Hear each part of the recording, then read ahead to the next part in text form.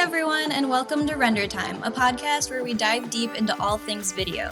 Each episode, we bring together different creators from across market scale to explore how great videos are planned, produced, and polished.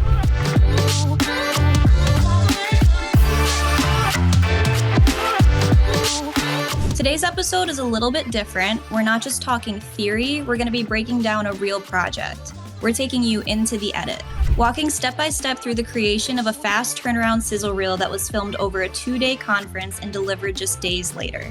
We'll be covering the full journey from pre-production planning to on-site filming to remote editing and the final post-production push.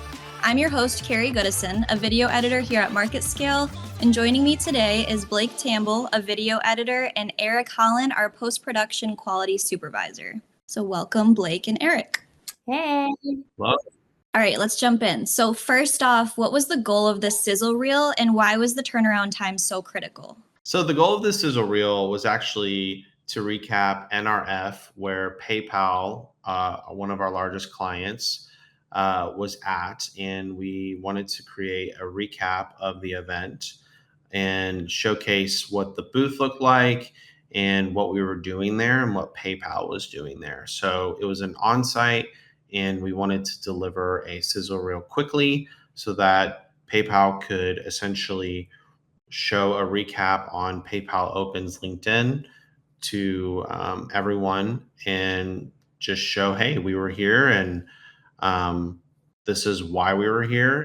So I think that it's really cool to be able to show clients like that they can work for Market Scale from the beginning, like all the way to the end. So we had our Market Scale videographers there filming the entire event, and then it went all the way through post-production to being able to post on LinkedIn.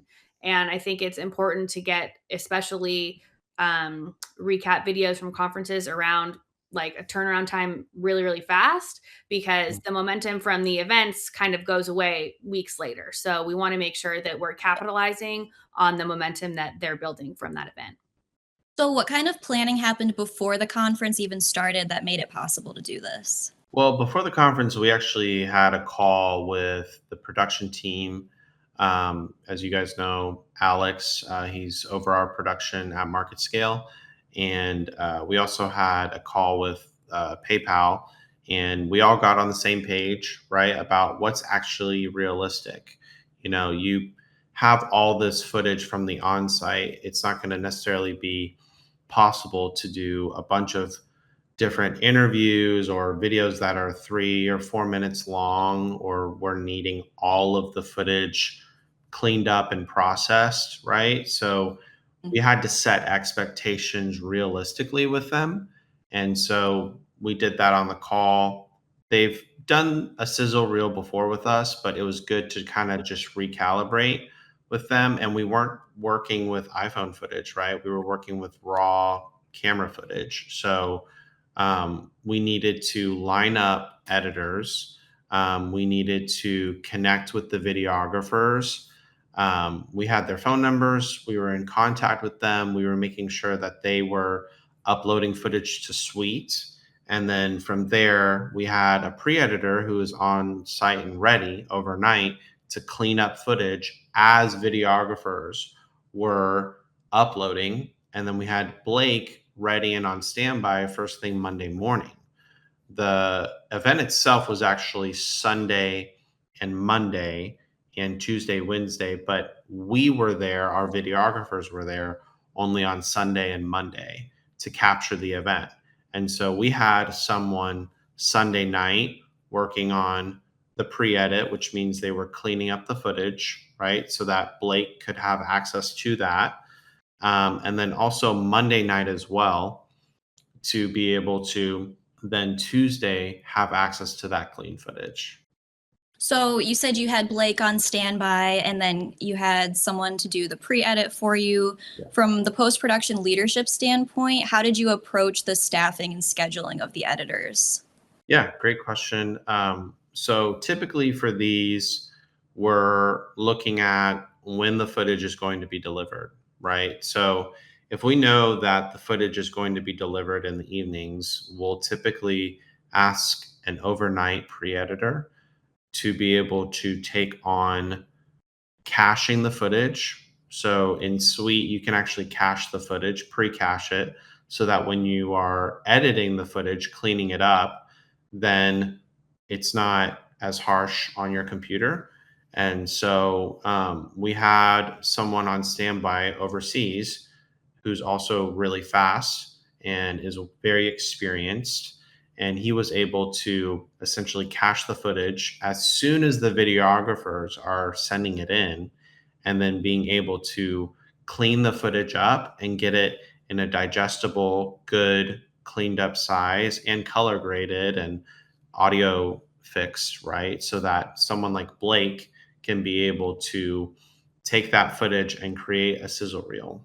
And Blake was available Monday and Tuesday and even Wednesday to be able to not only do the initial edit, but also revisions after. And we had to make sure that her queue was pretty much cleared and she wasn't working on anything. So Mhm. that she was just able to jump right in, because essentially, when PayPal would come back and need a revision on this sizzle reel, we had to do it immediately. And we had to make sure that they had the most recent version, because they had a lot of eyeballs on this and they had a lot of people that needed to watch this and review this video at various random times. So obviously, this was a multi-day event, NRF for that PayPal was at. So Blake, as the editor, what was it like starting a full edit using only day one footage, knowing that day two hadn't even been shot yet? So that was actually the first time that I've done that before. Usually, like when I'm editing a sizzle reel, everything is already there. So I decided to make an entire video from just the day one footage. And then as day two came in, all I had to do was replace shots that were already there. So I was cutting, syncing footage to the beat and all of that stuff. So I had like basically the entire layout already like there and ready to go, so that after day two got uploaded and pre-edited, all I had to do was just pick out some good shots and drag and drop, and it was ready to go. So you had like your music, your transitions, and all of that, and you literally just replaced some of the footage. Yeah, exactly. So I Awesome. spent quite a bit of time the first day, and then the second day it was like really not that long, maybe half an hour. So, what were the biggest creative or technical challenges of working this fast, and how did you guys solve them?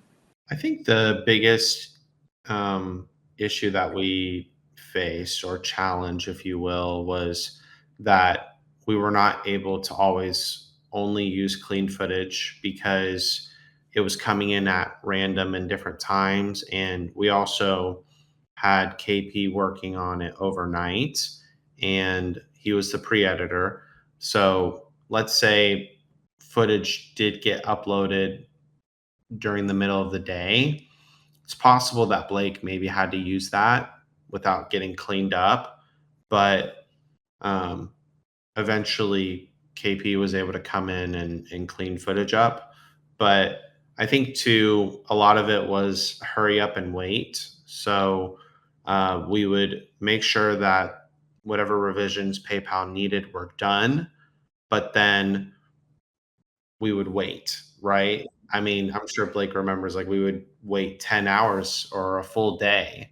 Mhm. And as soon as they came back with revisions, we just hopped right on it, because we were thinking they only need a few more changes and then they're going to post. Well, that kept happening over and over and over again.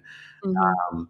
But I think the biggest thing, and Blake, I'd love for you to touch on this, is that like you had such a good, solid base on the edit that we were able to minimize some of the technical challenges. I will say some of the creative things that you chose, we had to scale back a little bit though.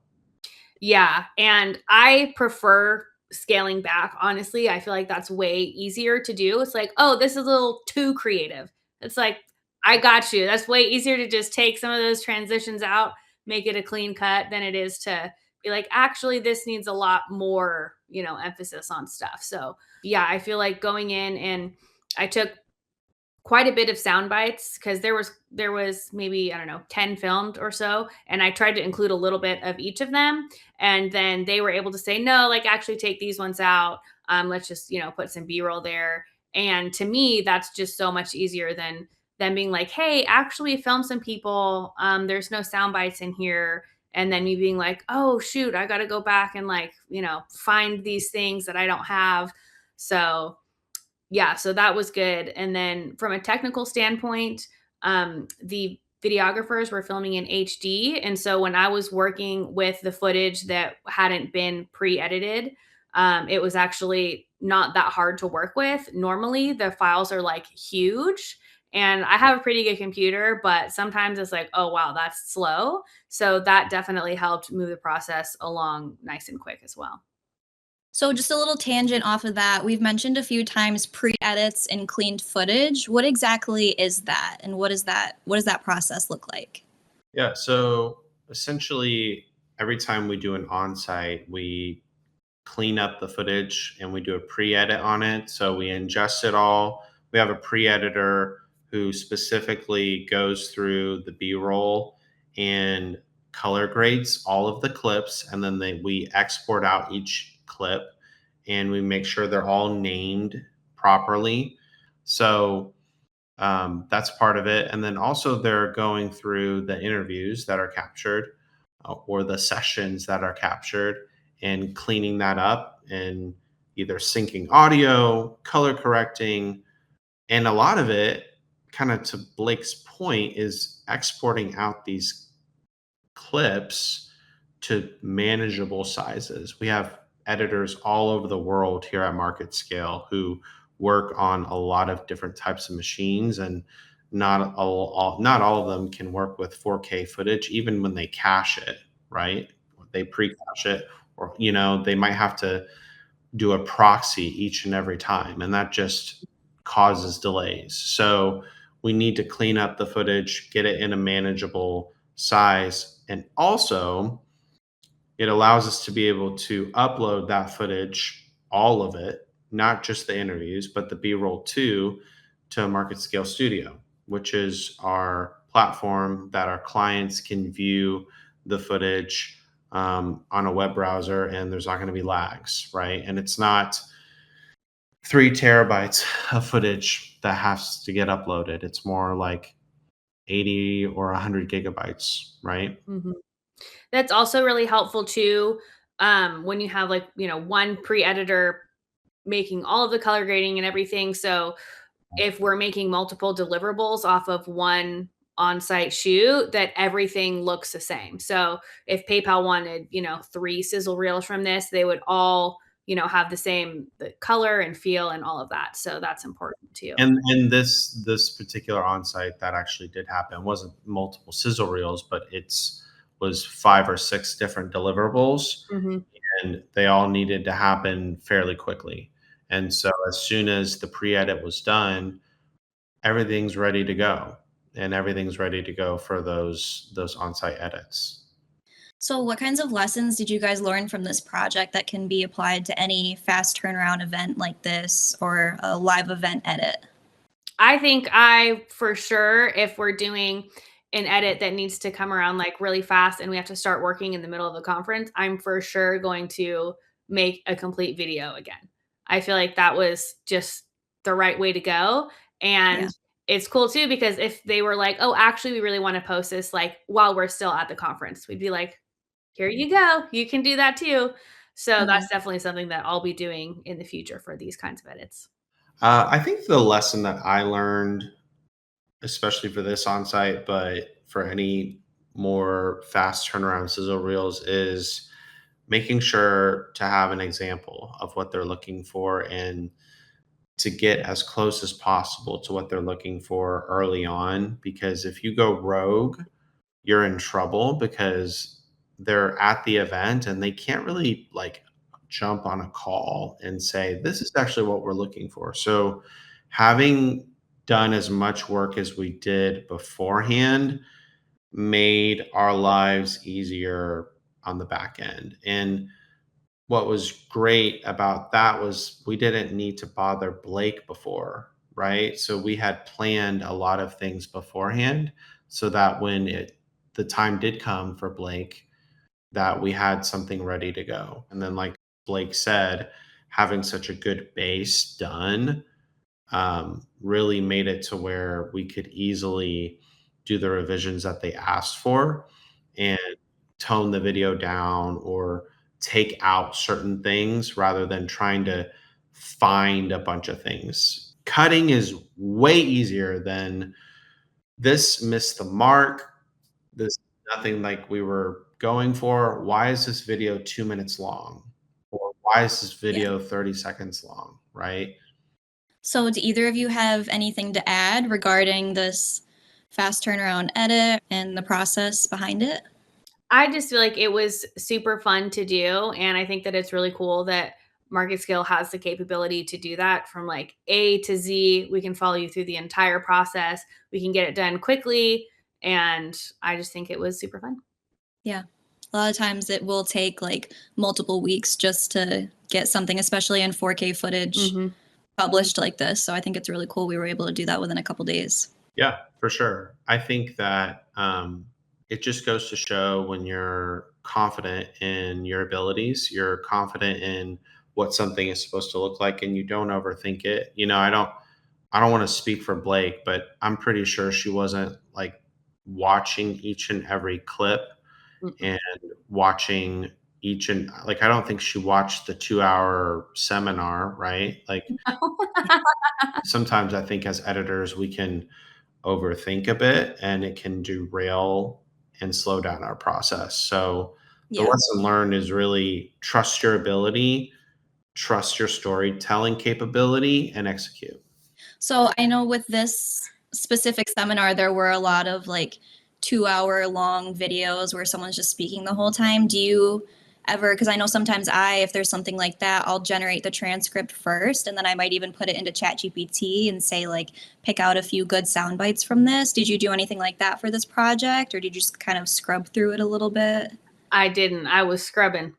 I did it old school, but I'll do that next time. That sounds way.